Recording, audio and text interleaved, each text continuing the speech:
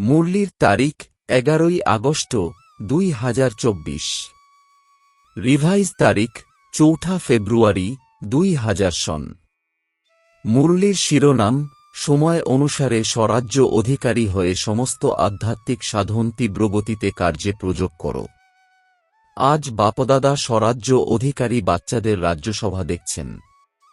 প্রত্যেক স্বরাজ্য অধিকারী পবিত্রতার লাইটের মুকুটধারী, অধিকারের স্মৃতির তিলকধারী, নিজের নিজের ভ্রুকুটির অকাল সিংহাসনে আসীন প্রতীয়মান হচ্ছে। এই সময় যত স্বরাজ্য অধিকার তোমরা অনুভব করো ততই ভবিষ্যৎ বিশ্ব রাজত্বের অধিকারী হও। আমি কে বা আমার ভবিষ্যৎ কি, সেটা এখনের স্বরাজ্যের স্থিতি দ্বারা তোমরা নিজেরাই দেখতে পারো। বাপদাদা প্রত্যেক বাচ্চার সদা স্বরাজ্যের স্থিতি দেখছিলেন। নিরন্তর সব কর্ম করতে করতে, লৌকিক অলৌকিক কার্য করতে করতে স্বরাজ্য অধিকারীর নেশা কত সময় আর কত পার্সেন্টেজে থাকে। কারণ অনেক বাচ্চা নিজের স্বরাজ্যের স্মৃতি সংকল্প রূপে স্মরণ করে, আমি আত্মা অধিকারী, এক হল সংকল্পে ভাবা। বারবার স্মৃতিকে রিফ্রেশ করা, আমি এটা। আরেক হল অধিকারের স্বরূপে নিজেকে অনুভব করা আর এই কর্মেন্দ্রিয় রূপী কর্মচারী তথা মনবুদ্ধি সংস্কার রূপী সহযোগী সাথীদের উপরে রাজত্ব করা, অধিকারের সাথে চালনা করা। যেরকম তোমরা সব বাচ্চা সব সময় অনুভব করো যে বাপদাদা শ্রীমতে চালাচ্ছেন আর তোমরা সবাই শ্রীমত অনুসারে চলছ। চালানোর মালিক চালাচ্ছেন, তোমরা তাঁর নির্দেশিত পথে চলছ। ঠিক সেই রকমই হে স্বরাজ্য অধিকারী আত্মারা, তোমাদের স্বরাজ্যে তোমাদের সমস্ত কর্মেন্দ্রিয় অর্থাৎ কর্মচারী মন বুদ্ধি সংস্কার সব সহযোগী সাথী কি তোমাদের অর্ডারে চলছে? দু একটা কর্মেন্দ্রিয় অল্প স্বল্প চঞ্চলতা দেখায় না তো? তোমার রাজ্য লো এবং অর্ডারের পরিবর্তে লভ আর লোভ এর যথার্থ রীতিতে চলছে।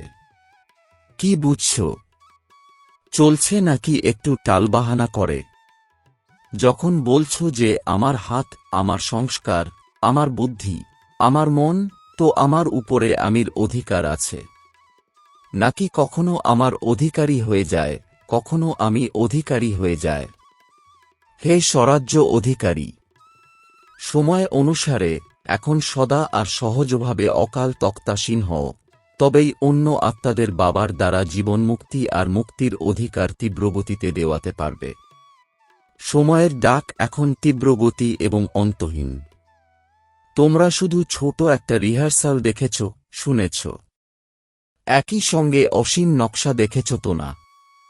চিৎকারও অসীম, মৃত্যুও অন্তহীন। যাদের মরণ হবে তাদের সাথে সাথে জীবিতরাও নিজেদের জীবনে মানসিক যন্ত্রণায় মরছে। এমন সময় তোমরা স্বরাজ্য অধিকারী আত্মাদের কার্য কি? চেক করো।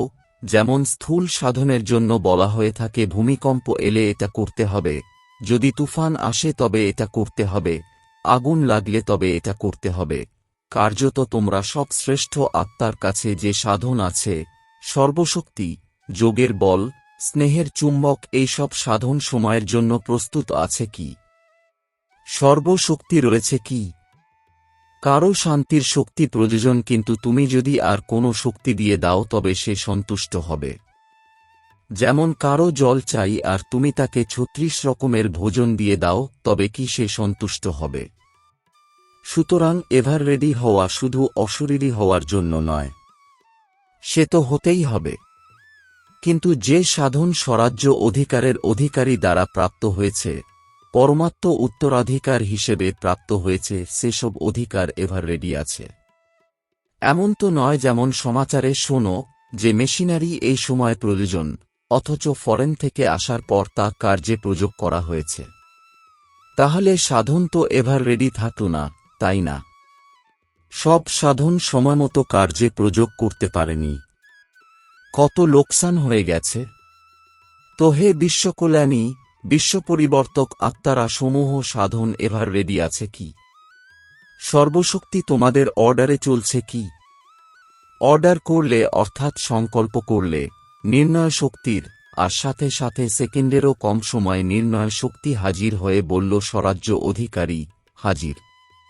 এইরকম অর্ডারে রয়েছে কি? নাকি নিজের মধ্যে আনতে 1 মিনিট লাগবে, তারপরে অন্যকে দিতে পারবে? কারো যা চাই তা যদি সময়মতো দিতে না পারো তাহলে কি হবে?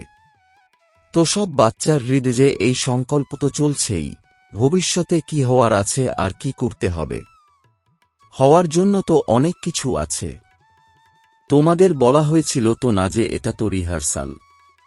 এই 6 মাসের প্রস্তুতির ছোট ঘণ্টা বেজেছে, বড় ঘণ্টা বাজেনি। প্রথমে ঘণ্টা বাজবে, পরে কারা না কারা বাজবে। ভয় পাবে কি? একটু একটু ভয় পাবে কি? শক্তিস্বরূপ আত্মাদের কি স্বরূপ দেখানো হয়েছে? সমূহ শক্তি অর্থাৎ শক্তি স্বরূপে পাণ্ডবও এসে গেছে, তো শক্তিও এসে গেছে। শক্তির কাউকে সদা 4 ভুজ, কাউকে 6 ভুজ, কাউকে 8 ভুজ, কাউকে 16 ভুজ দেখায়, সাধারণ দেখায় না। এই সমূহ ভুজ সর্বশক্তির সূচক। সেই জন্য সর্বশক্তিমান দ্বারা প্রাপ্ত নিজের শক্তিসমূহ ইমার্জ করো।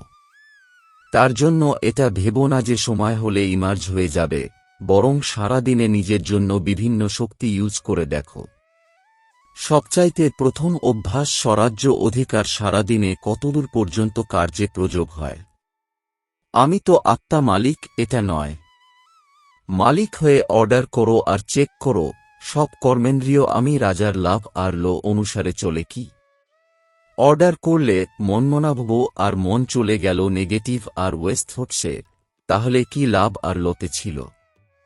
অর্ডার করলে মধুরতা স্বরূপ হতে হবে আর সমস্যা অনুসারে, পরিস্থিতি অনুসারে ক্রোধের মহারূপ না হোক, কিন্তু সূক্ষ্মরূপে রোষ অথবা বিরক্তি উদ্রেক হচ্ছে, তাহলে কি সেটা অর্ডার?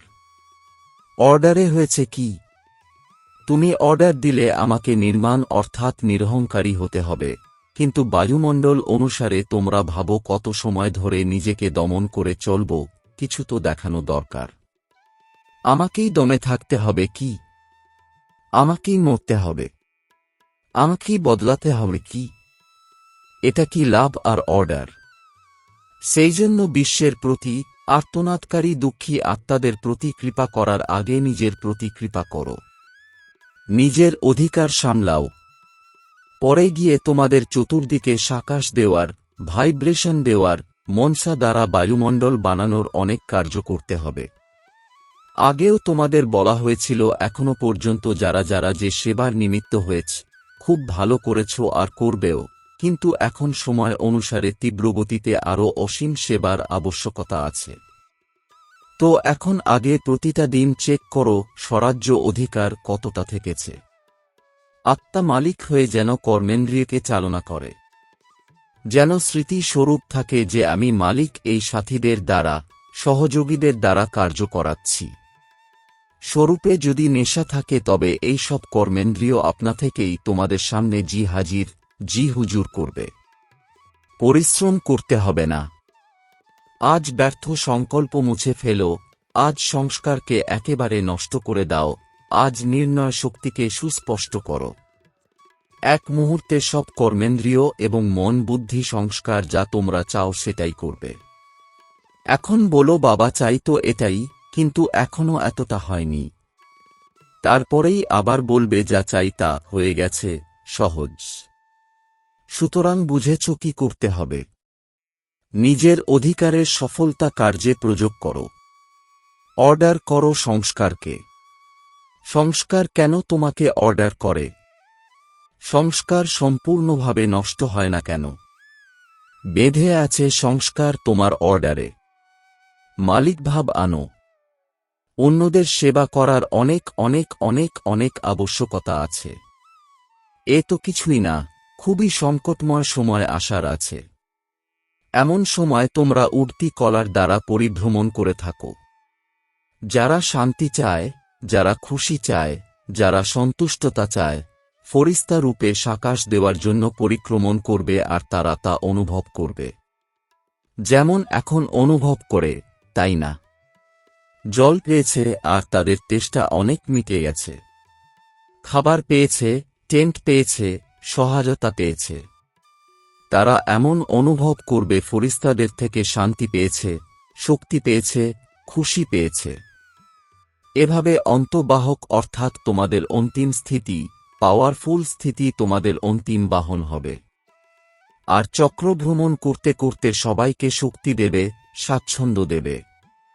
তোমাদের এই রূপ তোমাদের সামনে আসে। ইমাজ করো, কত ফরিস্তা চতুর্দিকে ভ্রমণ করছে। তারা সকাশ দিচ্ছে, তখন বলবে, তোমরা যে একটা গীত বাজাও না, শক্তি এসে গেছে। শক্তির দ্বারাই সর্বশক্তিমান আপনা থেকেই প্রত্যক্ষ হয়ে যাবেন।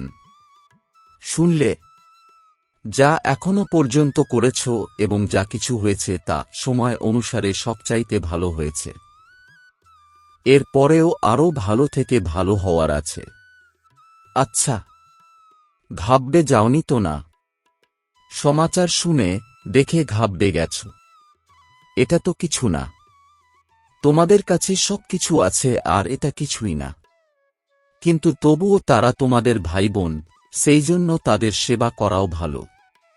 এখন রাজ্য অধিকার, তোমাদের অকাল তক্তে বসে থাকো, ওঠানামা করো না। তারপরে দেখো গভর্নমেন্টেরও সাক্ষাৎকার হবে। এরাই এরাই এরাই। সিংহাসন থেকে নেমে যেও না, অধিকার ছেড়ো না, সবসময় অধিকার চালাও, সের উপরে, অন্যের উপর নয়। অন্যের উপর চালিও না। আচ্ছা, অনেক নতুন নতুন বাচ্চারাও এসেছে। বৃদ্ধি তো হওয়ারই আছে। যারা এই কল্পে এইবারে প্রথম এসেছ তারা হাত উঠাও। ভালো করেছ। তোমরা সাহস রেখে পৌঁছে গেছ তো না। যারা বসে গেছে তারা বসেই গেছে, আর হয়নি কিছুই।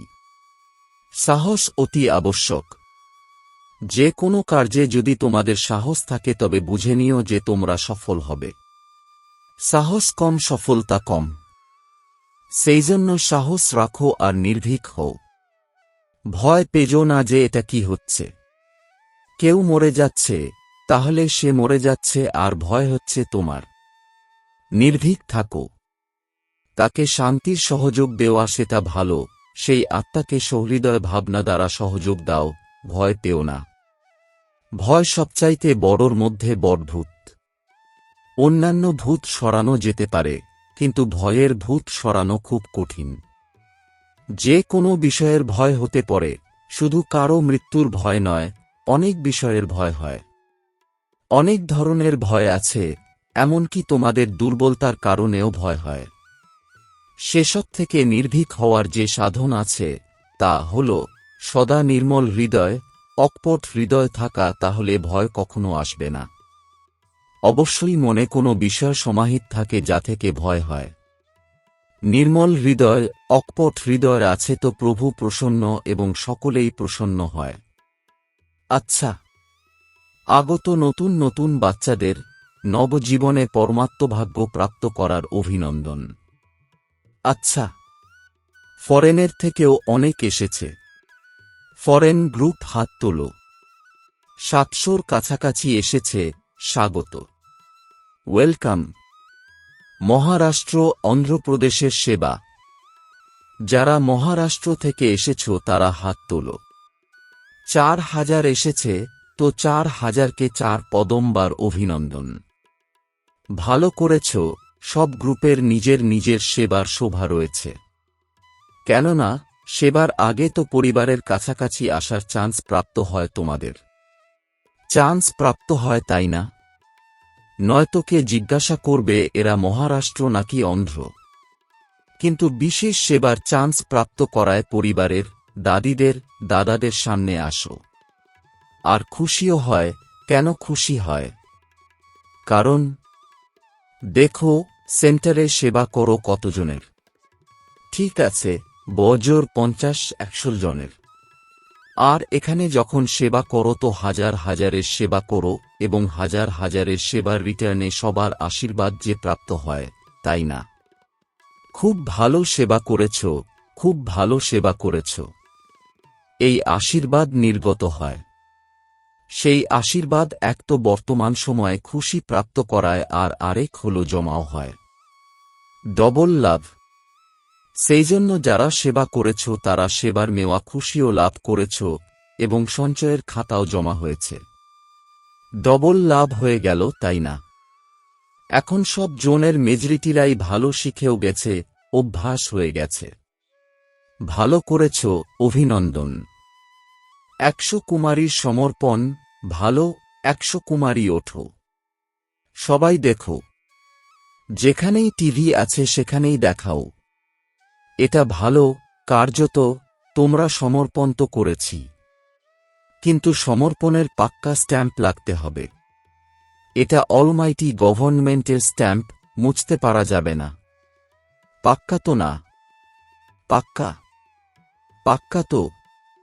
যারা মনে করে খুব খুব খুব পাক্কা তারা এভাবে হাত নাড়ো। খুব পাক্কা তো? মহারাষ্ট্র আছে? কোনো মহত্ব দেখাবে তো না? খুব ভালো, বাপদাদার তরফে অনেক অনেক কোটি কোটি বার শুভেচ্ছা, অভিনন্দন। আচ্ছা, এখন 1 সেকেন্ডে, বিশেষত যেখানে আর্থকোয়েক হয়েছে তার চারদিকে ফরিস্তা হয়ে উঠতি কলার দ্বারা শান্তি, শক্তি আর সন্তুষ্টতা সকাশ ছড়িয়ে দিয়ে এসো। পরিক্রমা করে এসো 1 সেকেন্ডে। সবাই চক্রভ্রমণ করে এসো। আচ্ছা, চতুর্দিকের দেশ আর বিদেশের ফরিস্তারূপে বিরাজমান স্বাধিকারী বাচ্চাদের, যারা সদা লভ আর লো এর দ্বারা নিজের সহযোগী, সূক্ষ্ম বা স্থূল সহযোগী সাথীদের চালনা করে, যারা সদা বাপদাদা দ্বারা প্রাপ্ত আধ্যাত্মিক সাধনসমূহকে এভার রেডি বানায়, আমি আত্মা রাজা হয়ে রাজ্য অধিকারের অনুভব করে, সদা উঠতি কলার দ্বারা ফরিস্তারূপে চতুর্দিকে সকাশ দেয় এমন শক্তি স্বরূপ আত্মাদের সদা নির্মল হৃদয়, অকপট হৃদয় দ্বারা নির্ভীক, নিরাকারী স্থিতিতে অনুপকারী বিশ্বকল্যাণী, বিশ্বপরিবর্তক আত্মাদের বাপদাদার স্মরণের স্নেহসুমন আর নমস্কার। দাদিদের সাথে তোমাদের সকলের খুশি হচ্ছে তো না? তোমাদের নিমিত্ত দাদিরা, দাদারা সামনে এসেছেন, খুশি রয়েছে, তাই না? নাকি তোমরাও আসতে চাও? আরও সামনে হওয়া ভালো। যারা বাবার সামনে আছে বাবা তাদের বেশি দেখেন। এখানে তো তাঁকে এভাবে মুখ ঘোরাতে হবে। আর যারা তাঁর সামনে তাদেরকে তো বারবার দেখছেন। আচ্ছা, জগদীশ ভাইয়ের সাথে সবকিছু ঠিক আছে। সর্বাপেক্ষা ভালো ব্যাপার হল নিজেকে শরীর সমেত অর্পণ করে দিয়েছে। বাস্তবে তো বাবাকে নিজের সব দিয়ে দিয়েছে। দিয়ে দিয়েছ তো না, নাকি দিতে হবে? তোমরা নিমিত্ত আত্মারা তো দিয়েছ, তবেই তো সাকার রূপে তোমাদের ফলো করছে। সাকার রূপে মহারথীদের দেখে সকলের শক্তি লাভ হয়। তো এই সমগ্র গ্রুপ কি? শক্তির স্তুতি গীত, তাই না? দাদি যান কি বলছেন, যিনি চালাচ্ছেন তিনি অত্যন্ত রমজবাজ। রমজ মানে যুক্তি, যুক্তিসহ আনন্দদাতা। যদি না হতেন তাহলে এত বৃদ্ধি কিভাবে হতো? বাবা বলেন যারা চলছে তারাও বাবার থেকে বেশি চতুর বুদ্ধিমান। আচ্ছা, সবাই সদা একটি শব্দ হৃদয় দিয়ে গেয়ে থাকে, আমার বাবা। এই গীত সবাই গাইতে জানো তো না? আমার বাবা, এই গীত কিভাবে গাইতে হয় জানো তোমরা? সহজ তো না? আমার বলার সাথে সাথে তিনি তোমাদের আপন করে নিয়েছেন। বাবা বলেন, বাচ্চারা বাবার থেকেও সমঝদার। কেন? ভগবানকে বেঁধে ফেলেছে। দাদি জানকীর প্রতি বেঁধে নিয়েছ তো না? তাহলে যারা বাঁধল তারা শক্তিশালী হল, নাকি যাকে বাঁধা হল? কে শক্তিশালী হল? যাকে বাঁধা হল তিনি শুধু তোমাদের উপায় বলে দিয়েছেন যে এভাবে বাঁধো তো বেঁধে যাব। আচ্ছা, ওম শান্তি। বরদান, নিজেকে নিমিত্ত বুঝে ব্যর্থ সংকল্প এবং ব্যর্থ বৃত্তির থেকে মুক্ত হয়ে বিশ্ব কল্যাণকারী ভব। এর বিস্তার, আমি বিশ্ব কল্যাণের কার্যার্থে নিমিত্ত, এই দায়িত্বের স্মৃতি বজায় রাখো। তবে কারো প্রতি বা নিজের প্রতি ব্যর্থ সংকল্প বা ব্যর্থ বৃত্তি হতে পারে না। দায়িত্ববান আত্মারা একটিও অকল্যাণকর সংকল্প করতে পারে না, কারো প্রতি ব্যর্থ বৃত্তি বানাতে পারে না। কেননা তাদের বৃত্তির দ্বারা বায়ুমণ্ডলের পরিবর্তন হওয়ার আছে। সেই জন্য সকলের প্রতি তাদের শুভ ভাবনা, শুভ কামনা আপনা থেকেই থাকে। স্লোগান, অজ্ঞানতার শক্তি ক্রোধ আর জ্ঞানের শক্তি শান্তি। ওম শান্তি।